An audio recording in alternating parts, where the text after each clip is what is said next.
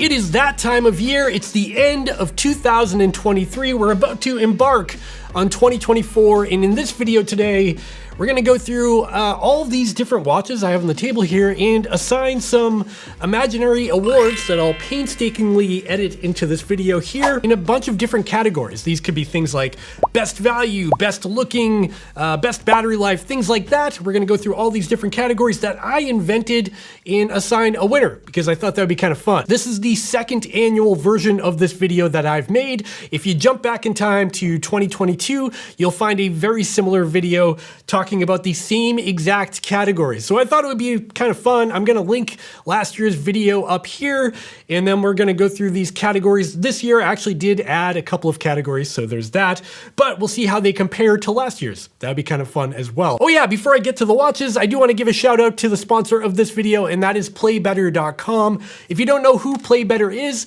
they're a USA-based retailer that sells all of the different brands of smartwatches you'll find on the table here, from Polar to Garmin to Suunto and everything in between. They also sell golf equipment as well. So if you're interested in purchasing anything I show in this video, check out the links in the description down below where you can get free 2-day shipping, and they have a really awesome return policy if you don't like what you purchased. So check it out. I also want to mention that this entire video is basically just my opinion. It's very subjective, especially when it comes to things like looks and feels and things like that.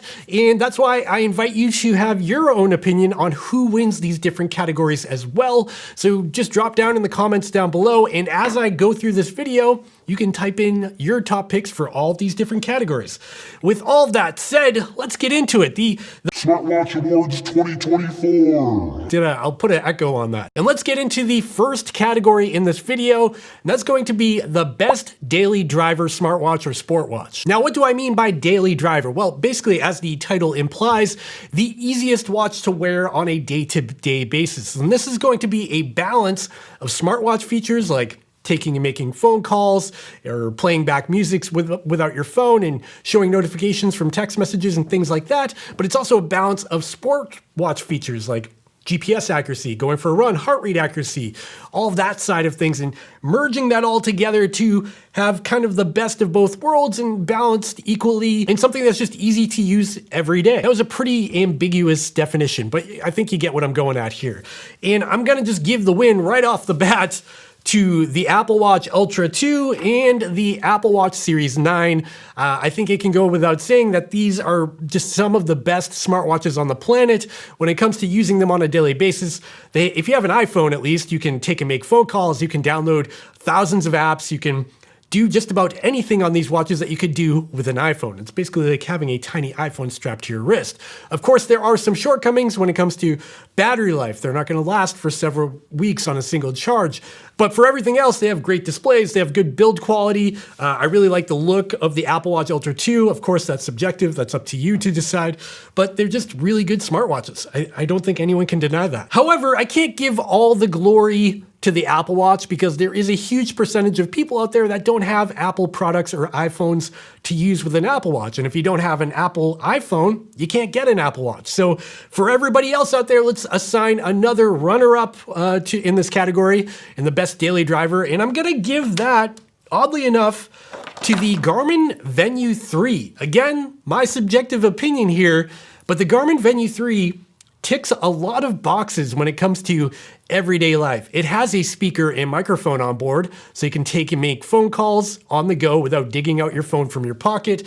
It has the ability to store offline music for playback without your phone, and it does a whole lot of other helpful things like that new sleep coach feature that helps with your sleep tracking and nap detection. And with a recent firmware update, this watch even got things like running power from the wrist and running dynamics that was only found previously on higher-end Garmin watches. They've now ported that down to the Garmin Venu 3 as well. And now that I've mentioned the Garmin Venu 3, I also want to give a shout out to the Garmin Forerunner 265 because the Venu 3 and 265 are like the same exact watch, except that the 265 gets more advanced running features while the Venu 3 gets that speaker and microphone. I wish they could just put these two inside each other and make one watch with all the features on both, that would be pretty solid, but they didn't do that. I almost forgot, I gotta give that magical award to the Apple Watch.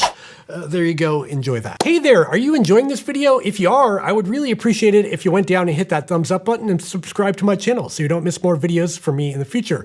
While you're down there, check out the links in the description that do help support this channel, but they cost nothing extra to you, so use them. Okay, back to the video. Let's move on to the next category in this video, and this one's gonna be interesting because I'm calling this most innovative. So basically, innovation implies something that hasn't been done before. So if you're a GPS watch, adding GPS isn't really innovation, it's just the same thing. Or an AMOLED display, now that most watches come with that, not very innovative. So what is something new that's been developed in the past year that we haven't seen before? I'm gonna give it again to the Apple Watch Ultra 2 or the Apple Watch Series 9, and you might be rolling your eyes at this, but they did invent an entirely new thing with these watches called double tap. If you have an Apple Watch Ultra 2 or Series 9, you already know what this is, but essentially double tap allows you to raise your wrist, tap your fingers together, and I don't know if you can see it, and interact with your watch without actually touching it, which is great when you've got an armful of groceries trying to carry them in the house. Maybe you've got a child in your arms or you're carrying something heavy and you can't, answer a phone call. You can now do that with the double tap technology on the Apple Watch Series 9 and the Apple Watch Ultra 2.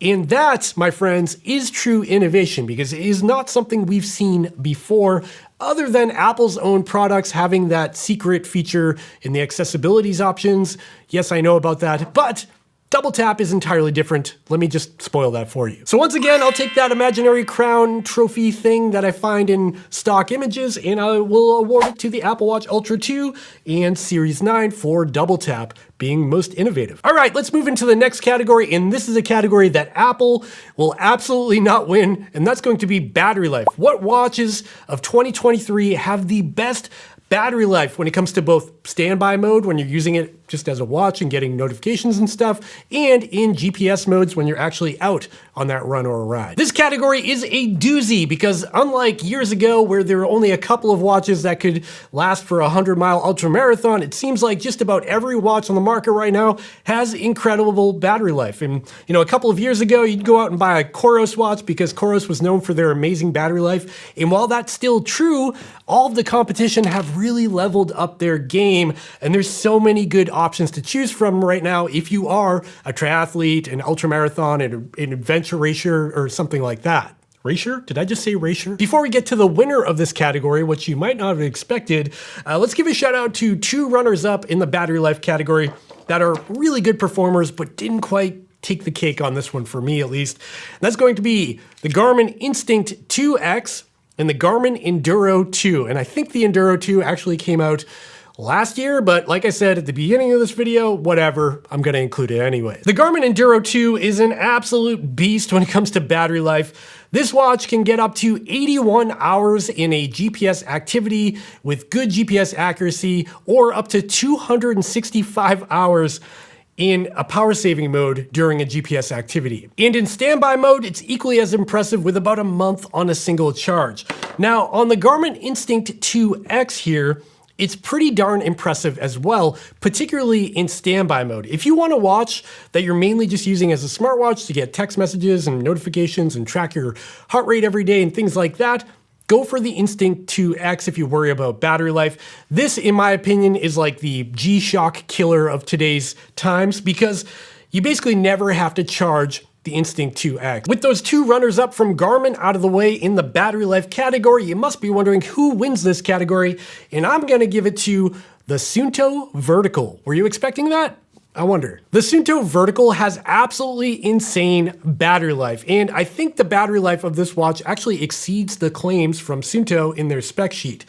On their spec sheet, with good accuracy, you can get about 85 hours in a GPS activity, which beats the Enduro 2 by 4 hours. And of course, there are power saving modes that will extend it out to like 280 hours with reduced accuracy. But still, overall in training mode, when you're going out for a run or a ride, this watch is absolutely insane. And I think it's top of the pack in terms of GPS battery life. And on top of GPS on battery life, this watch has really impressive standby battery life. In fact, I've accidentally left this watch in a drawer over here in storage and left it on and came back to it a couple of months later, only to realize it still had plenty of battery life left to go for a run with it, which is kind of crazy. So there you go, Suunto, a little award for you. And it's kind of surprising because I don't think Suunto was featured in last year's video at all. And we'll talk about them more in a minute. With battery life out of the way, let's jump into accuracy. And there's gonna be two sections here because I wanna talk about GPS or GNSS accuracy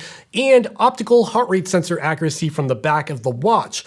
Which ones come out on top? Can you guess? Let's talk about GPS accuracy first. And this is going to be really difficult because in 2023, just about every watch in the front of me here on the table has good GPS accuracy. Some more than others, but for the most part, they're all doing a pretty good job. And that's because in 2023, just about all of these brands have moved towards a dual frequency or multi-band chipset, including Apple. They made a big deal out of it in their presentation, but almost everybody else is doing that as well. However, all I can do is speak from my experience and what I've tested this year.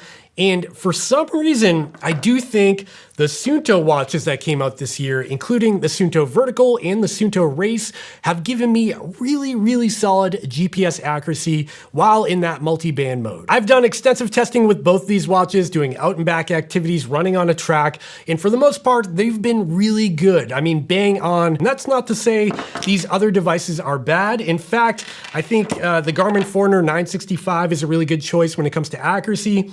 The Fenix 7, the Epix, they're all really good, but for some reason, I do think these new Suunto watches, I don't know if it's the antenna design or something like that, they're top of the line here. With that said, I'm going to give the Suunto watches, the Race and the Vertical, a little imaginary trophy here, enjoy that. And let's move on to the next category that Suunto definitely won't win because I've had issues in this category with them, is the optical heart rate sensor. Who's got the best? When it comes to optical heart rate sensor accuracy, again, this is a tough one for me to judge. All I can do here is speak from my experience. And keep in mind, you've got different colored skin than me, you've probably got different colored hair than me, different body fat percentage. All these things play a role in optical heart rate sensor accuracy. And that's why across the board, all kinds of different people will get different results from all these different watches. As a runner-up in the heart rate sensor accuracy category, I guess I'll give it to two different watches. That would be the Garmin Epix PRO, the Fenix 7 Pro. Just about any watch with this 5th generation Garmin heart rate sensor has done a pretty good job in my experience. And on top of that, the Garmin Forerunner 965. For whatever reason, could be the weight of the watch, the way it's designed, the heart rate sensor itself, I've had really good luck with the 965 in terms of accuracy, so those are the runners-up, but they don't get the award. Who does get the award? Again, I'm gonna give it to the Apple Watch Ultra 2 and the Apple Watch Series 9. Even though they have the same heart rate sensor as the Apple Watch Series 8 and Ultra 1, it's performed really well for me. I feel like these Apple Watches are almost as accurate as some of the ECG sensors I've tested on this channel that you wear on your chest and are typically the most accurate. These have been pretty solid as well, and for that, they do get the award for the best accurate, most accurate heart rate sensor from the pile of watches here. Moving right along into the next category, and this one's a doozy, and that's gonna be the best value. And for this, I have two different categories, subcategories, if you will. One for sport watch, for mainly running and doing activities and hiking and cycling and all that other stuff, and one for the best value smartwatch. When it comes to best value sport watch or running watch on the market right now, I'm gonna give a landslide win to the COROS Pace 3. This watch comes in at $229, and for that price tag, you get a lot. The COROS Pace 3 has a touchscreen, it's got great battery life, it's got multi-band GPS on board, and it has offline navigation with breadcrumb navigation and turn-by-turn support, where you can upload a GPX file in the COROS app, sync it to the watch, and then execute that in the field. On top of that, you get a bunch of training tools like estimated VO2 max, running power, running effort pace, and all of that fun stuff that COROS offers, all in a pretty good looking package. And it's super light as well. Super comfortable, you barely notice it on your wrist, and it's $229. So the COROS Pace 3, in my opinion, is basically the best value running or sport watch on the market right now. So here you go, enjoy that trophy. With the best value sport watch out of the way, let's talk about the best value smartwatch, because while the COROS Pace 3 is a great running watch, it's not necessarily the best smartwatch on the market. What do I mean by smartwatch? I mean a watch that can, interact with your phone a little bit more, playing music, having a microphone and speaker on board, all of that stuff like I talked about with the Venu 3 at the beginning of this video. But the Garmin Venu 3 is very expensive. It's not really a value watch. I think it's like $400 right now. And so this kind of isn't included in this conversation. What is though, is the Amazfit Balance. Were you expecting that? The Amazfit Balance also has a lot of smartwatch features on board, like a speaker and microphone to make phone calls. You can also take voice memos with that. It's got like a calculator built into it. You can do timers and things like that. And on top of that, there's an app store where you can download additional apps to install on your watch, like even a GoPro remote to remotely trigger your GoPro to turn it on and off. On top of that, it's also got like thousands of watch faces to choose from, which is super cool. And they're all pretty nice looking. I've really enjoyed my time with the Amazfit Balance, and that's something I never thought I'd say about an Amazfit product, because in the past, they didn't always perform all that well, but in my testing with this one, it's done pretty good so far, and the price tag is $199, which is actually cheaper than the COROS Pace 3, and it's much more of a smartwatch than the Pace 3 is. With that said, it's not all sunshine and rainbows with this. It's not the greatest sport watch. For example, the estimated VO2 max coming out of this thing is way off. The heart rate and GPS accuracy, while it's okay, isn't perfect. And I just find that the overall metrics I get from the Amazfit Balance and the Amazfit app just don't line up necessarily with all of my other test devices. So if you are an Android or a Google user and you are on a budget and you're looking for a smartwatch, the Amazfit Balance is a pretty solid option at $199. Of course, at that $200 price point, you're not far off from the Apple Watch SE, which is also another great option. And I would consider that as a value option for iPhone users as well. But I'll give the crown or the award to the Amazfit Balance. Enjoy that. Moving into the next category, let's talk about the best mapping and navigation experience. And this is going to be a landslide victory for Garmin, and specifically with the Garmin Epix PRO 51mm. Basically, all high-end Garmin watches have really good mapping and navigation these days. Anything from the Garmin Forerunner 965 to the Fenix 7 to the older Epix Gen 2 to the smaller Epix 42mm to the Fenix 7S, they all have pretty much the same mapping and navigation. The thing that sets apart the Garmin Epix PRO 51mm is the larger display. This watch has an incredibly bright, large 1.4-inch AMOLED display. And couple that with the impressive mapping and navigation from Garmin, it's just the best mapping and navigation experience that you can get on something on your wrist by a landslide. You don't need a phone or an internet connection to design a course. You can be out on top of a mountain, see another mountain miles away, find that on your watch, tap on it, click go, and it will give you real turn-by-turn navigation on trails and roads and waterways and tell you how to get there with no internet connection or phone required, which is super impressive, and Garmin is still the only one doing that. Overall, it's just the best mapping experience that you can get on a watch, period. So here's your reward, Garmin Epix PRO 51mm. With mapping out of the way, let's talk about the next category that's really subjective and 100% my opinion. Which watch is best looking? Which one is the sexiest watch on the table here? This one's really tough as well because I really like the look of just about every watch on the table here. I like the rugged look of the Garmin Instinct 2X. I like the sleek look of the Venu 3. They all look really nice, and even the Epix and the Fenix, it's got a good, solid, premium build and look to it. With that said, there is one watch that stood out to me this year, and I don't know why, it's just my opinion. The Suunto Race. I really, really like the look of this watch, and during my time wearing it, it just felt like super premium. It goes with, any outfit. You could go to a formal event like a wedding wearing this thing with a tuxedo or something, or you could be at the gym working out or out on the trails running an ultra marathon, and it kind of fits in anywhere. It's very modern looking. It's very subtle. And the design accents on it are super nice, like this little embossed Suunto logo on the side here, and sort of this knurling that's around the perimeter of the watch. I just like the way this watch looks. I even like the band they included with the little ventilation holes in it. It just comes together in a really nice way. And I'm speaking specifically about the titanium version here. It just feels really nice. It's a great watch. So the Suunto Race gets my vote for the best looking or sexiest watch. Is that a thing? What's your favorite? Moving into the next category, and this is a new category for this year. What was the biggest letdown release of 2023 or the weirdest release? I guess I'll call it that. I've already got a couple of winners in my mind for this category. Who was the biggest letdown and what were you excited about? And when it came out, it wasn't exactly what you were hoping for.